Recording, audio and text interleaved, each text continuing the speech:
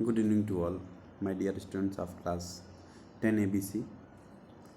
उम्मीद करता हूँ कि आप सब बेहतर होंगे, स्वस्थ होंगे, अपने घर में होंगे और इस संकट के समय का मजबूती के साथ सामना कर रहे होंगे।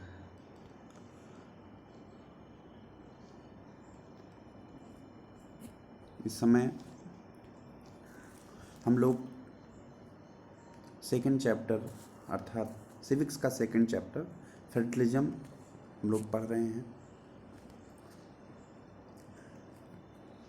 और इसमें काफ़ी हद तक हम लोगों ने कवर कर लिया है।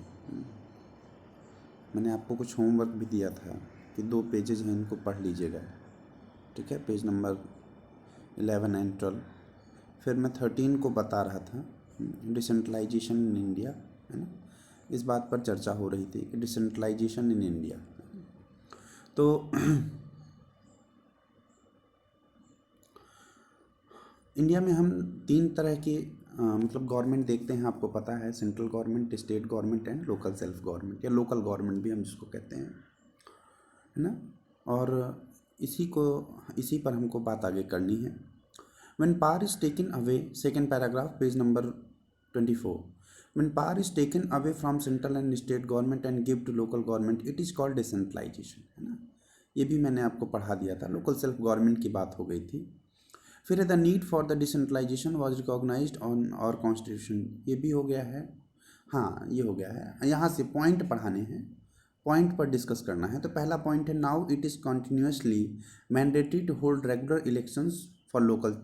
1992 में बहुत मेजर चेंज हुआ लोकल सेल्फ गवर्नमेंट के सेक्टर में। तो क्या क्या चेंजेस लाए गए? जो थर्ड लेवल का हमारी गवर्नमेंट सिस्टम है, जो लोकल लेवल पर ग्राम सभा, ग्राम पंचायत, देन नगर निगम, सिटी म्यूनिसिपॉलिटी सिस्टम, इन सब में क्या क्या चेंज लाए गए मजबूत बनाने के लिए, ये हमें एनालिसिस करना है। तो पहला पॉइंट है कि now it is continuously mandatory to hold regular elections to local government bodies, है ना। अब सबसे पहली बात है कि रेगुलर टाइम पर मतलब इलेक्शंस कंडक्ट किए जाएंगे, ठीक है ना। दूसरा क्या है, seats are reserved in the elected bodies and the executive head of this institution for the scheduled caste, scheduled tribes and other backward, मतलब scheduled caste, scheduled tribe and other backward classes के लिए seats are also reserve, ठीक है ना। उचित reservation system भी लगाया गया है, ठीक है ना। थर्ड है, at least 1/3 of the all position are reserve for, underline this point, exam में 100% आ सकता है, ठीक है ना। बहुत इंपॉर्टेंट पॉइंट है थर्ड नंबर, कि at least 1/3 of the all positions are reserve for women. जितनी भी सीट्स हैं टोटल, उनका 1/3 जो है वो विमेंस के लिए रिजर्व रखा जाता है, ठीक है। नेक्स्ट है, as independent institution called the state election commission has been created in each state to conduct panchayat and municipal elections. और क्या हुआ, हमने हर स्टेट में, जैसे मैंने लास्ट ईयर आपको पढ़ाया था ना कि सेंट्रल इलेक्शन कमीशन CIC, है ना, CEC, तो CEC रिस्पॉन्सिबल है सेंट्रल लेवल के इलेक्शन को कंडक्ट कराने के लिए। इन द सेम वे जो स्टेट में हर स्टेट में अपना एक स्टेट इलेक्शन कमीशन होता है, that state election commission is responsible to conduct elections for local self government, तो वो लोकल सेल्फ गवर्नमेंट के लिए इलेक्शन कंडक्ट कराता है, ठीक है। उसमें पंचायती सिस्टम है एंड म्यूनिसिपल इलेक्शन सिस्टम है। अंतिम पॉइंट है, the state government are required to share some powers and revenue with local government bodies, the nature of sharing varies from state to state. और लास्ट पॉइंट कहा गया कि ये जो local self bodies हैं, लोकल गवर्नमेंट बॉडीज़ हैं, इनको state government कुछ पावर देगी और कुछ रेवेन्यू कलेक्ट करने के सोर्सेज देगी, ठीक है ना, कुछ टैक्सेस लगाने का राइट देगी, ठीक है ना, जिससे ये अपना खर्चा निकाल सकें। तो rural local government is popularly known by the name of Panchayati Raj, underline it, okay. Rural local government is popularly known by the name of Panchayati Raj. Each village or a group of villages in some states has a ग्राम पंचायत। हर गांव में या 2-3 गांव को मिलाकर के ग्राम पंचायत बनाई जाती है। This is a council consisting of several wards member often called panch, और उसमें क्या होता है, पंच होते हैं। हु आर पंच, पंच मतलब सेवरल वार्ड मेंबर, ठीक है ना, डिफरेंट काइंड के वार्ड्स होते हैं, और उनके जैसे पूरे गांव को, मान लीजिए 3 गांव को मिलाकर के एक ग्राम पंचायत बनाई गई, तो तीनों गांव में कुछ कुछ लोगों को चुन लिया जाता है, 100 लोगों पर एक आदमी या 200 लोगों पर एक आदमी, ऐसे करके उनको पंच बना दिया जाता है। एंड प्रेसिडेंट और सरपंच, और उन 5 या वो जितने नंबर आप पंच हैं, जितने भी पंच हैं लोग जो हैं वो हैं, उनके ऊपर एक प्रेसिडेंट होता है, उसको कहते हैं sarpanch. They are directly elected by the adult population living in the ward और विलेज। और वो कहाँ से इलेक्ट होते हैं? They are directly elected with the adult population of the village, है ना। वो उस जिले की या सॉरी उस गांव की जो एडल्ट पॉपुलेशन मीन्स जो भी लोग मतलब 18 साल से ऊपर के हो गए हैं, the people who are more than 18 years will be considered as adult, ठीक है ना। तो एडल्ट पॉपुलेशन में से उनको चुन लिया जाता है, डायरेक्टली इलेक्ट कर लिया जाता है। फिर क्या है? It is the decision making body for the entire village, है ना। और ये पूरे गांव के लिए जो डिसीजन मेकिंग का काम होता है वो करती है, चाहे गांव में कोई खड़ंजा लगवाना हो, चाहे कोई नाली बनवानी हो, कोई भी डेवलपमेंट का काम है अगर विलेज लेवल पर, तो उसको करने के लिए ये रिस्पॉन्सिबल है। The panchayat works under the overall supervision of this gram sabha, और वो पूरी पंचायत जो है वो ग्राम सभा के अंडर में वर्क करती है, ठीक है ना। All the voters in the village are its members. It has to meet at least twice और thrice in a year to approve the annual budget of gram panchayat, है ना। और ये जो ग्राम पंचायत है, ये ग्राम सभा जो है वो उसी के अंडर में ये सब ग्राम पंचायतें काम करती हैं ग्राम सभा के अंडर में, और ग्राम सभा की मीटिंग होती है, ठीक है ना। वर्ष में 2 से 3 बार मीटिंग होती है, और उस मीटिंग में क्या होता है? बजट पास किया जाता है, एनुअल बजट को ग्राम पंचायत की पास किया जाता है। And to review the performance of gram panchayat. जैसे ग्राम सभा एक बड़ी यूनिट है, मान लीजिए 3-4 ग्राम पंचायत मिला करके एक ग्राम सभा बन गई, फिर वो ग्राम सभा क्या है, उसकी मीटिंग होती है साल में 2-3 बार, और वो हर ग्राम पंचायत के लिए बजट को पास करती है, और साथ में जो ग्राम पंचायत काम कर रही है उसके लिए क्या कहते हैं, उसके लिए मतलब बजट अवेलेबल कराती है, उसके लिए उसके परफॉर्मेंस को एवेल्युएट करती है और बजट अवेलेबल कराती है, ठीक है। The local government structure goes right up to the district level, ठीक है ना। ये सिस्टम जो है ये डिस्ट्रिक्ट लेवल तक, गांव से स्टार्ट होता है और जिले लेवल तक जाता है। A few gram panchayat are group together to form what is usually called a panchayat samiti, है ना। कई ग्राम पंचायत को मिलाकर के एक पंचायत समिति बनती है, और उसी को दूसरी भाषा में हम लोग ब्लॉक कहते हैं, या कहीं कहीं उसको मंडल कहा जाता है, ठीक है ना। जैसे कहते हैं ब्लॉक, किस ब्लॉक में आपका गांव आता है, ठीक है ना। तो उस जब कई सारी ग्राम पंचायतों को आपस में मिला दिया जाता है तो उसको या तो पंचायत समिति कहते हैं, या फिर ब्लॉक कहते हैं, या मंडल कहते हैं। The members of this representative body are elected by all the panchayat members in that area.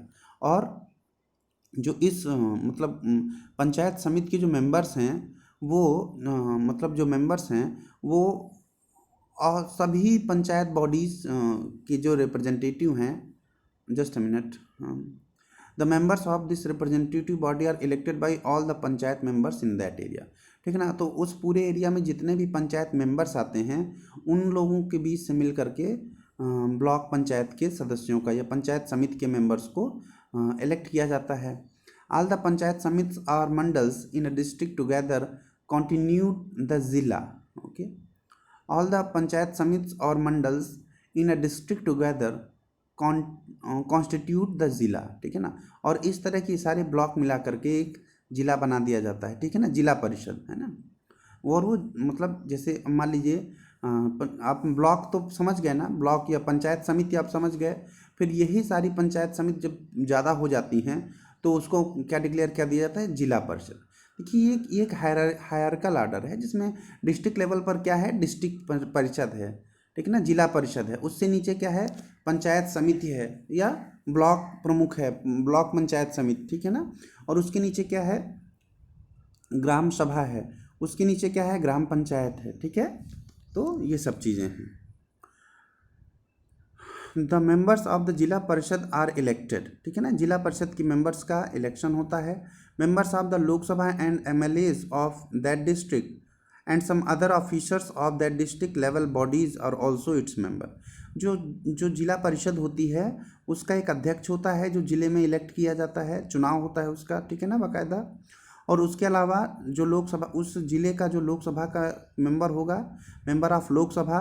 Number 2 जितने भी आपके एक मिनट, जितने एमएलए होंगे, मतलब उस डिस्ट्रिक्ट से जितने भी विधानसभा के सदस्य होंगे, जितने भी what is MLA legislative assemblies के मेंबर होंगे, वो सब भी बेटा इसके पार्ट माने जाते हैं, ठीक है। And some other officials of the other district level bodies are also its member, ठीक है ना। देन जिला परिषद, और भी मतलब जिला परिषद में और कौन मेंबर हो सकता है, जितने डीएम हुआ, एसपी हुआ, जितने भी बड़े बड़े अधिकारी होते हैं, ऑफिसर्स होते हैं, वो सब भी इस परिषद के, जिला परिषद के मेंबर होते हैं। ओके, जिला परिषद चेयरपर्सन, अंडरलाइन दिस पॉइंट। जिला परिषद चेयरपर्सन जो है वो पॉलिटिकल हेड है जिला परिषद का। जिला परिषद का पॉलिटिकल हेड कौन होता है? जिला परिषद अध्यक्ष या जिला परिषद चेयरमैन, ठीक है। Then similarly local government bodies exist for urban areas as well municipalities are set up in towns, है ना। तो जैसे अर्बन एरियाज में है तो वहाँ के लिए बेटा क्या है, जैसे similarly local government bodies exist in urban areas as well. देखिए अभी जो हमने अभी तक डिस्कस किया वो था रूरल एरिया में लोकल सेल्फ गवर्नमेंट कैसी है, ग्राम सभा है, ग्राम सभा के बाद फिर मतलब ग्राम पंचायत है सबसे पहले, फिर ग्राम सभा है, फिर उससे बड़ा ब्लॉक लेवल पर है, ब्लॉक लेवल पर ऑर्गेनाइजेशन मतलब ब्लॉक लेवल पर है ब्लॉक या पंचायत समिति है, और सबसे ऊपर लेवल पर जिला परिषद है, ठीक है ना। इन द सेम वे जो अर्बन एरियाज है वहाँ भी है। Similarly local governments bodies exist for urban areas as well. कैसे?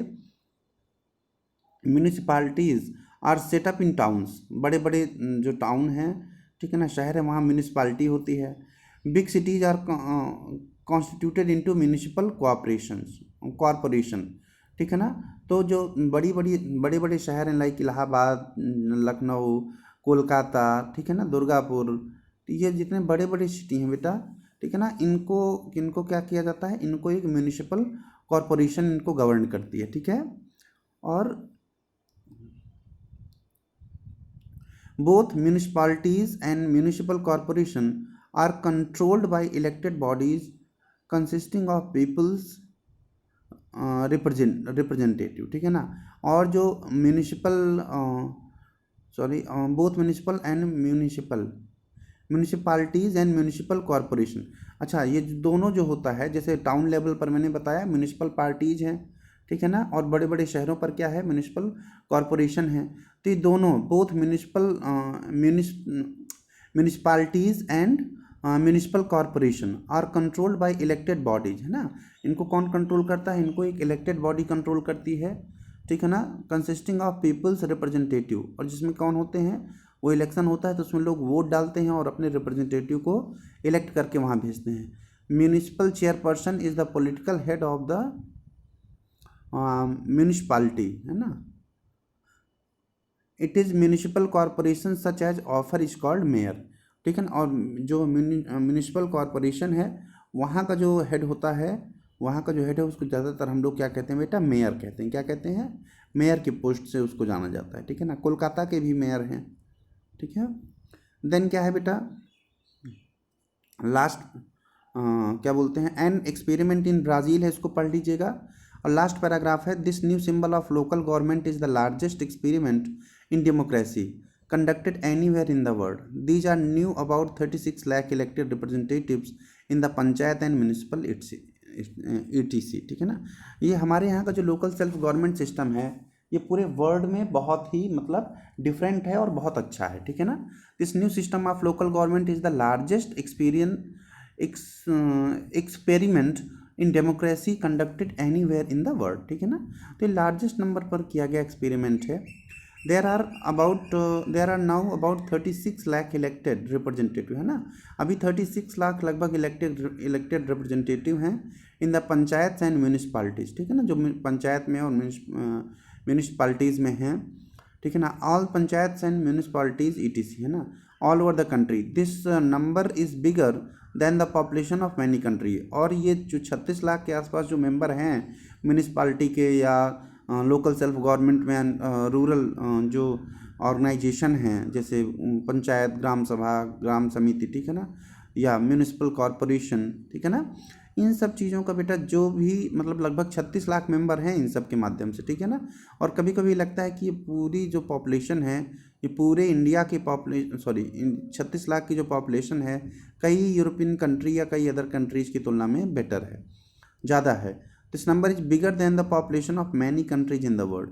Constitutional status for local government constitutional status for the local government helps to deepen democracy in our country, ठीक है ना। it has also increased women's representation and voice in our democracy। हाँ, अब इसके यहाँ से क्या है बेटा, हमारे देश में लोकल सेल्फ गवर्नमेंट होने के क्या बेनिफिट्स हैं या क्या प्रभाव पड़े, तो इसको समझ लीजिए, ठीक है ना।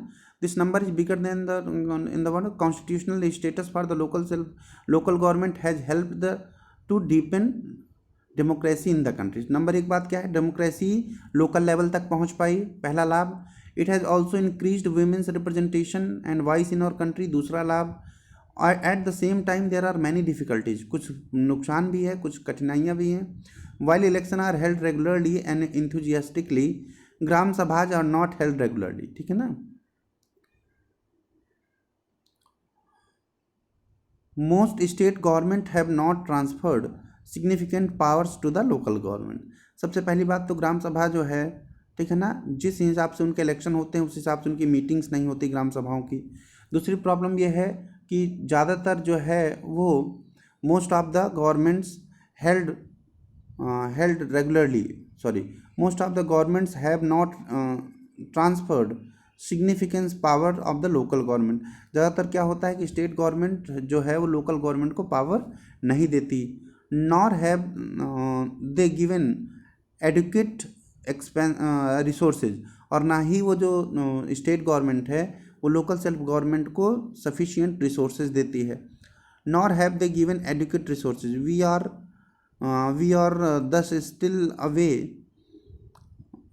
thus still away from releasing the ideas of self government। और अल्टीमेटली हमको ये कहना पड़ता है कि अब भी हम जो रियल लक्ष्य है सेल्फ गवर्नमेंट का उससे काफ़ी बेटा दूर हैं, ठीक है ना। तो ये आपका सेकंड चैप्टर भी समाप्त हुआ और उम्मीद करता हूँ कि चैप्टर आपको समझ में आया होगा। अब इसकी एक्सरसाइज आप सब लोग कर लीजिए, ठीक है ना। सेकंड चैप्टर यहाँ समाप्त होता है, इसकी एक्सरसाइज करके आप सब लोग दिखाइए, जहाँ गलती है पूछिए, ठीक है। हाँ, अब हम लोग कुछ नया चालू करेंगे, ठीक है ना। हिस्ट्री में भी स्टार्ट कर सकते हैं, लेट्स सी, ओके। तब तक के लिए बाय, टेक केयर।